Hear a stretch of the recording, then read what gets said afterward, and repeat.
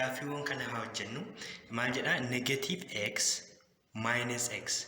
Negative x minus x jechuun negative x irraa hidaa irratti hidaa yeroo dabalu jechuudha.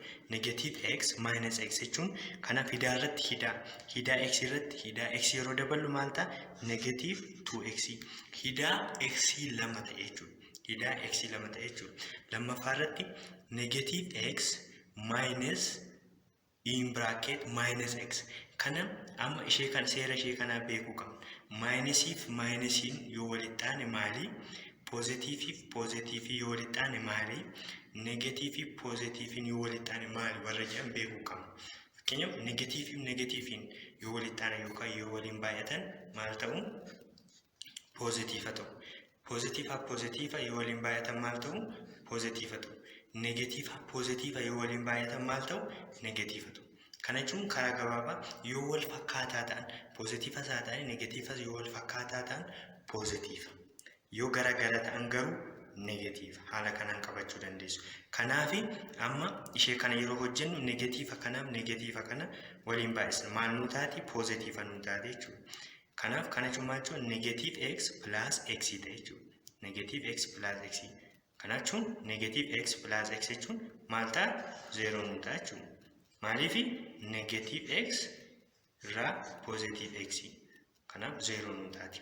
Amma asirratti yeroo dhumnu immoo negative in bracket x minus x. Kana karaa lama ilaaluu dandeenya. Yoo barbaanne hammatu keessaa fakkeenyaaf x minus x maal ta'a? X minus x yoo walirraa dhibne 0 ta'a. Minus 0 jechuun immoo 0. Yoo barbaanne immoo asitti yoo baay'ee negative x ammas negative x taati isheen kun negative x ta'a. Ammas isheen kun yoo kanaan baay'atte maal taati? Positive x gooti. Kana jechuun negative x plus x jechuudha. Kanaaf kun maal ta'a? 0 ta'a jechuudha. 0 ta'a jechuudha. Amma asirratti alfaffaa irratti otoo ilaalle x plus negative x. Isheen positive kunii fi negative kun yoo waliin baay'atte maal taati? Akka bakka kana ilaalle irratti maal taati? Positive fi negative garagaraa yoo waliin baay'atan maal ta'u? Negative ta'u. Kanaaf x minus x jechuudha kun gabaabumatti. Kanaaf kun maal ta'a? 0 ta'a jechuudha. Shanaffaa irratti yoo ilaallu maal jira?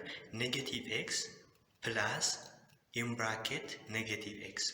Kana jechuun negative x isheen kun positive fi negative dha. Positive fi negative. Kanaaf isheen kun maal taati? Negative taati jechuudha. Lamaa ishee walitti dhufte.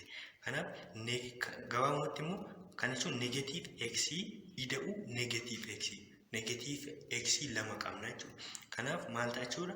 Yoo barbaanne negative x ishee kana fudhannaa kun lamaa ishee walitti negative taati. Negative x jechuudha. Isa tokkoffaa irratti hojjennee hojii wal qixa. Yoo barbaanne immoo negative x ida'u negative x maal ta'a? Negative 2x ta'a jechuudha. Negative 2x ta'a. Jaaffaa irratti maal jedha? Jaaffaa irratti x minus in bracket negative x.